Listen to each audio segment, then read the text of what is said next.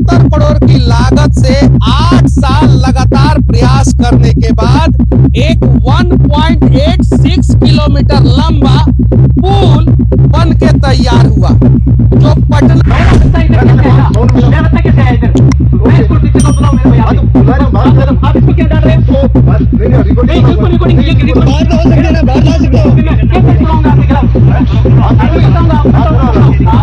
केवल मंदिर में चोरी थोड़ी हो रही है भैया, सरकार के कौन से डिपार्टमेंट में चोरी नहीं हो रही है, आप बताइए।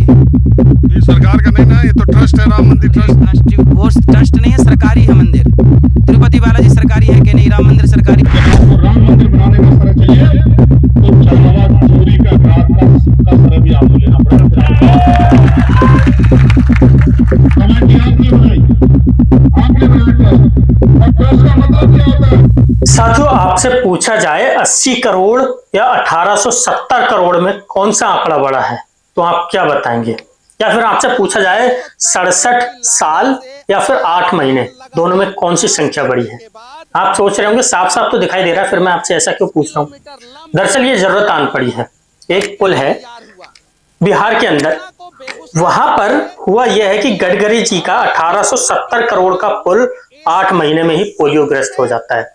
और उसी के जस्ट बगल में नेहरू जी ने एक पुल बनाया था, उसको 1955 के आसपास बना था, जिसकी लागत 80 करोड़ बताई जा रही है और वो 67 सालों से खड़ा हुआ है।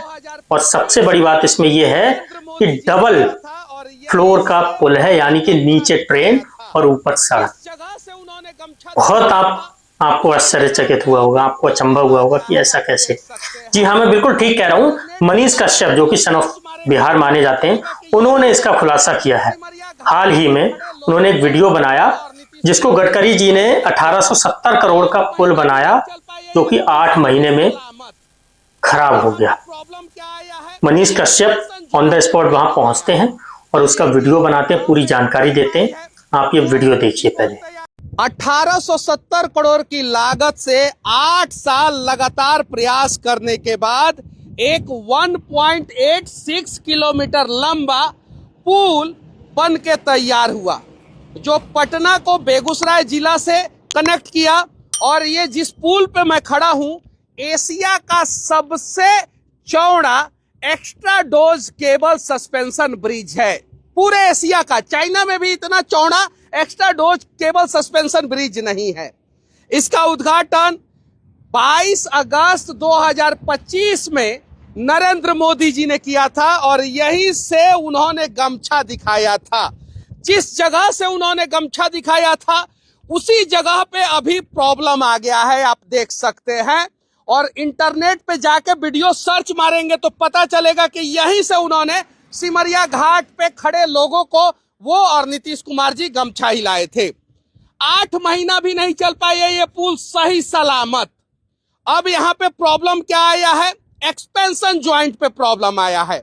आईआईटी बॉम्बे की टीम आई है, वो रिपोर्ट तैयार कर रही है और ये एक्सपेंशन ज्वाइंट पे ठेकेदार और उसके इंजीनियर काम कर रहे हैं।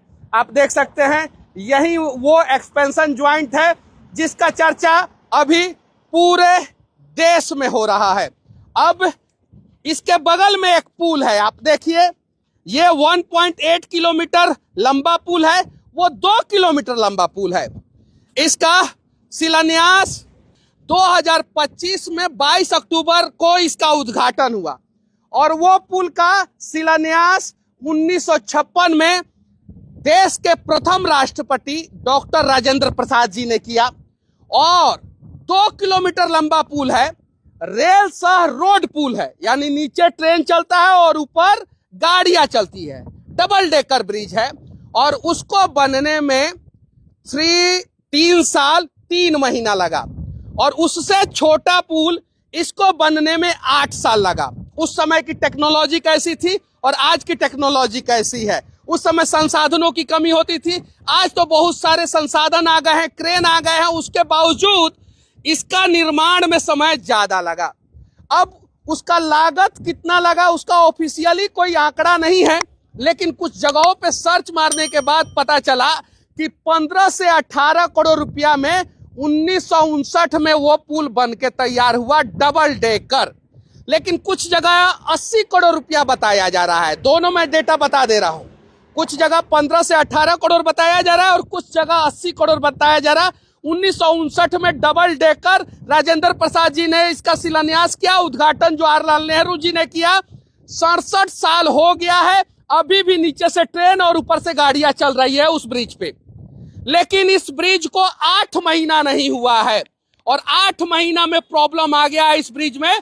और नितिन गडकरी जी कह रहे हैं कि हमने टेक्नोलॉजी डेवलप किया है कि ऑफिस में बैठ के हम पता कर लेंगे कि देश के किस सड़क में कितना गड्ढा है और किस पुल में क्या क्या प्रॉब्लम है।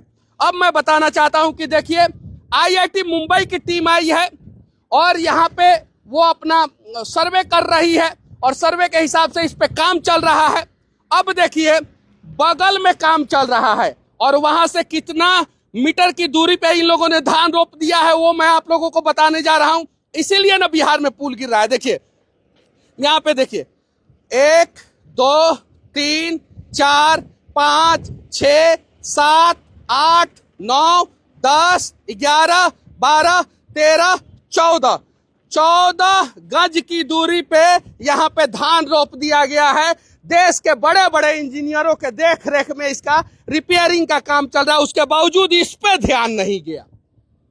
क्या कीजिएगा, आप बिहार में हैं, यहाँ कुछ भी पॉसिबल है। इसका फोटो जब रात में आप देखेंगे तो मजा आएगा।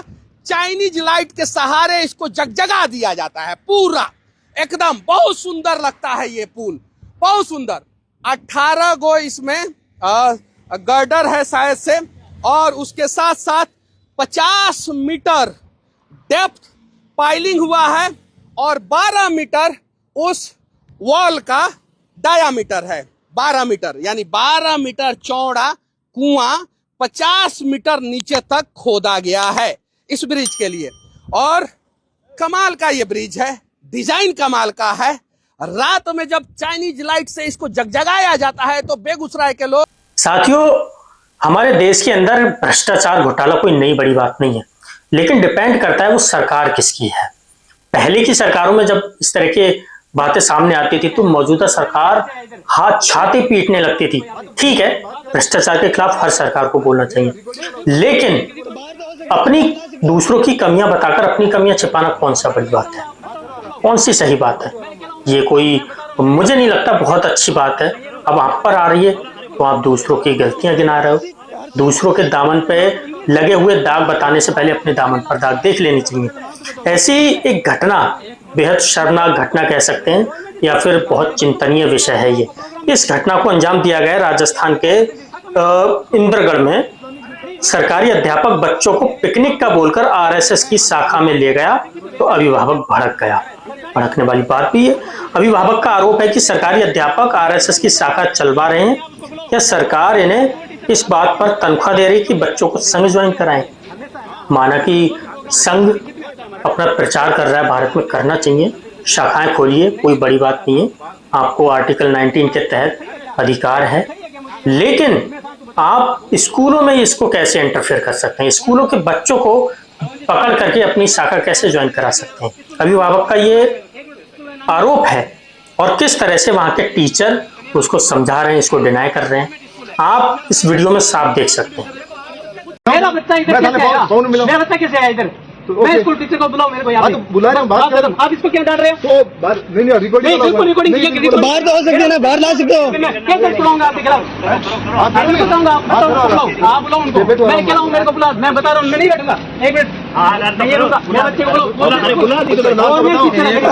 हर्षित इंग्लिश मीडियम स्कूल है, विद्यालय का बच्चे का नाम तो बताओ। हर्षित बच्चा है। एक मिनट रुको, गवर्नमेंट स्कूल का टीचर है, बच्चों को ये कह रहे हैं कि आपको प्रोग्राम में घुमाने ले जा रहे हैं और यहाँ ला क्या शाखा में बांट रहे हो आप उसको। नहीं, मैं कह रहा हूँ, अरे आराम से बताते, आप लिखित भेजते, आप लिखित भेजते, मैं ये नहीं कह रहा बच्चा है, सरकारी गवर्नमेंट का बच्चा है, उसको टीचर कह रहे हैं कि आपको घुमाने ले जा रहे हैं, यहाँ शाखा के अंदर लेके आ रहे हैं।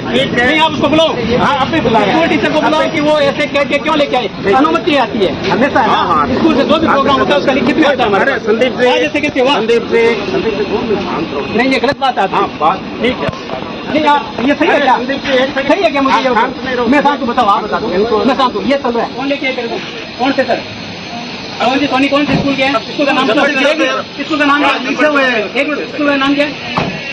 कन्हैयालाल सीकवल स्कूल, कन्हैयालाल सीकवल अंग्रेजी माध्यम गवर्नमेंट स्कूल है यार। क्या नहीं गवर्नमेंट कर रहे हो? पूछा मैंने, आप पूछा मेरी सब कह रहे हैं घूमने की जगह। क्या बोला आपको? एक मिनट, क्या बोल के बताए आपको? क्या बोला कीर्तन ने? क्या बोला आपको? वहाँ पे खिलाएंगे और हाँ। ना कहते हैं वो खाने देंगे। हाँ। हाँ। 100 रुपये में ठीक है। और ना लगाना है। किस चीज का प्रोग्राम है? प्रोग्राम का नाम बताया क्या आपको? कार्यक्रम का नाम बताया कुछ? अब ये बात है, ये स्थिति है। देखो ये कन्हैयालाल सीकवल अंग्रेजी माध्यम स्कूल में पढ़ता है, ये मेरा भांजा है। इसको स्कूल टीचर जो है कक्षा 8 के पवन जी सोनी, वो ये कह के लाए हैं कि हम बच्चों को, आप सभी को घुमाने ले जाएंगे। और इसको बच्चे को घुमाने का क्या यहाँ पे RSS की शाखा चल रही है, वहाँ ये लेके आए हैं। प्रशिक्षण चल रहा है, कोई शाखा इनके RSS का, वहाँ ये लेके आए हैं। बच्चों को बरगलाने का काम किया, गवर्नमेंट टीचर है पवन सोनी नाम। साथियों, ये बहुत गलत है। कोई संगठन, भारत का कोई भी संगठन हो, भारत की जनता को जबरदस्ती उस पर दबाव नहीं डाल सकती, या फिर किसी शिक्षा की नीति के तहत उसको जबरदस्ती अपनी शाखा में ज्वाइन नहीं करा सकती। ये छल कपट नहीं चल सकता। सरकारी स्कूल है, उस सरकार के अंतर्गत आता है। आप उसमें अपनी शाखा के अंतर्गत उस बच्चे को कैसे ज्वाइन करा सकते, वो भी पिकनिक का बहाना देकर। साथियों, अगर किसी के मन में नहीं है शाखा से जुड़ना, संघ से जुड़ना, तो आप उसकी पीढ़ी को बच्चे के रूप में ले रहे हैं और उसका माइंड ब्रेन वॉश कर रहे हैं। ये ठीक नहीं है, इसकी कड़ी आलोचना होनी चाहिए। हमारी इस सरकार में एक बहुत ही काबिल और तारीफ के काबिल एक पत्रकार हैं राजीव रंजन जी, जो न्यूज़ 24 में काम करते हैं। वो सरकार के हर डिपार्टमेंट में भ्रष्टाचार है। सरकार खुद जानती है कि ये वो संभाल नहीं पा रही है। कथावाचक अनिरुद्धाचार्य का ये बयान है, और ये बयान किस चीज को लेकर के है मैं आपको बता देता हूँ। राम मंदिर के घोटाले को लेकर। साथियों, आप जानते हैं कि इस समय बड़े बड़े संतों ने हाथ खड़े कर दिए इस मुद्दे पर बोलने के। खुलकर कड़ी आलोचना करने से सब पीछे हट रहे हैं, लेकिन अनिरुद्धाचार्य कह रहे हैं कि सरकार के जितने सारे डिपार्टमेंट हैं, हर किसी में भ्रष्टाचार है। और ऐसे में उन्होंने राम मंदिर को मंदिर कहा ही नहीं। उन्होंने कहा ये तो सरकार का एक डिपार्टमेंट है जहां से वो पैसा कलेक्ट करते हैं। सही राम मंदिर तो यह है ही। लेकिन जो भी भक्त वहां जा रहा है वो अपनी श्रद्धा अनुसार जा रहा है, श्रद्धा अनुसार वहां पे चढ़ावा चढ़ाता है, और उसके चढ़ावे को किस तरह से भ्रष्टाचार में बदला जाता है, ये राम मंदिर का ट्रस्ट जीता जागता सबूत है। ट्रस्ट ही वो डिपार्टमेंट है जिसने राम मंदिर के सारे पैसे को लूटा। 1200 करोड़ की चोरी नहीं है, और इस पर बहुत बड़े टीवी एंकर गोदी मीडिया बोलने से कतरा रहा है। साथियों, ये भारत के साथ बहुत बड़ी दोगलीपंथी है कि देश का पैसा एक ट्रस्ट में जाता है और वहां से गायब हो जाता है।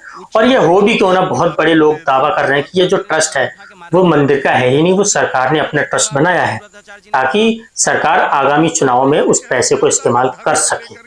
केवल मंदिर में चोरी थोड़ी हो रही है भैया, सरकार के कौन से डिपार्टमेंट में चोरी नहीं हो रही है, आप बताइए। ये सरकार का नहीं ना, ये तो ट्रस्ट है, राम मंदिर ट्रस्ट। वो ट्रस्ट नहीं है, सरकारी है मंदिर।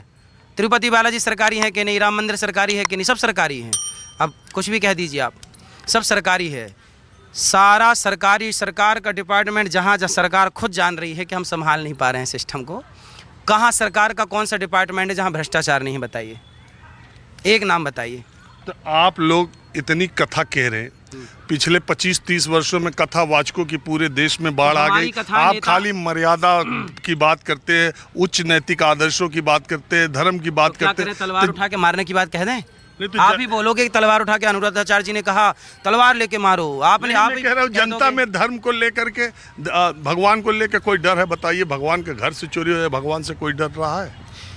भाई, भगवान से क्यों डरेगा जब सरकारें खुद अपने डिपार्टमेंट को सुरक्षित नहीं कर पा रही हैं। आपसे पूछ तो रहे हैं हम, एक डिपार्ट बताइए जहां चोरी ना होती हो और भ्रष्टाचार ना हो। बताइए, एक बताइए,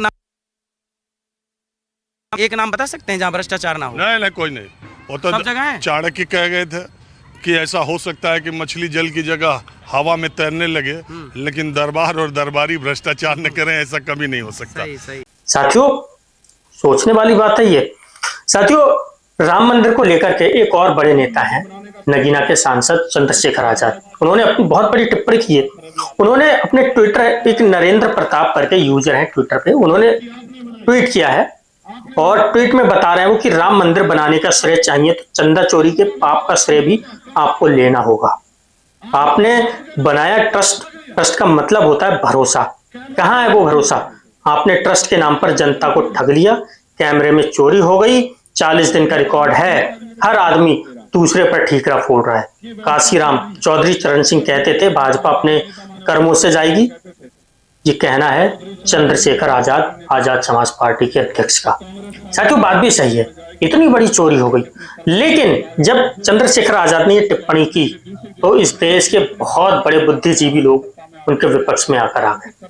वो कहते हैं कि भाई एक बात बताओ, तुमने राम मंदिर में कितना पैसा दिया जो तुम इतनी बड़ी बात राम मंदिर के लिए कह रहे हो? और साथियों कई एक संगठन के बहुत बड़े नेता ने, संगठन के अध्यक्ष कह लीजिए, उन्होंने कहा कि पैसा हिंदुओं का, मंदिर हिंदुओं का, चोरी हिंदुओं ने की, तो भाई आपको क्या जोर पड़ रहा है? आप कौन होते हो ये कहने वाले? साथियों क्या ये बात सही है? क्या ऐसा ही होना चाहिए? वो पैसा हिंदू का ही सही। जब आपको राम मंदिर बनाने का श्रेय चाहिए तो चढ़ावा चोरी का अपराध का श्रेय भी आपको लेना पड़ेगा। फिर आपको कमेटी आपने बनाई, आपने बनाया ट्रस्ट, और ट्रस्ट का मतलब क्या होता है? ट्रस्ट का मतलब होता है भरोसा। कहां है भरोसा? आपने तो धर्म के नाम पे जनता को ठग लिया, कैमरों में चोरी हो गई, 40 दिन का रिकॉर्ड, और हर आदमी दूसरे आदमी को ठीकरा फोड़ दे रहा है। ये व्यवस्था अच्छी नहीं है। और मैं फिर आपसे कहता हूं, हमारे नेता माने और काशीराम साहब कहते थे, चौधरी चरण सिंह जी कहते थे हमारे नेता, कि कांग्रेस पार्टी परिवारवाद में जाएगी और भारतीय जनता पार्टी अपने कर्मों से जाएगी। और आज हमें महसूस होता है कि इनको हटाने के लिए दूसरी जरूरत नहीं पड़ेगी। अपने इतने बुरे कर्म ये कर रहे हैं, आज सत्ता में आके इतने अहंकारी हो गए कि इनके कर्मों की वजह से जाएगी। आने वाले कल में इस पार्टी के खिलाफ हर जाति धर्म के लोग इकट्ठे हो जाएंगे और उनको सत्ता से उखाड़ कर फेंक देंगे। मेरी बात को आप याद रखें।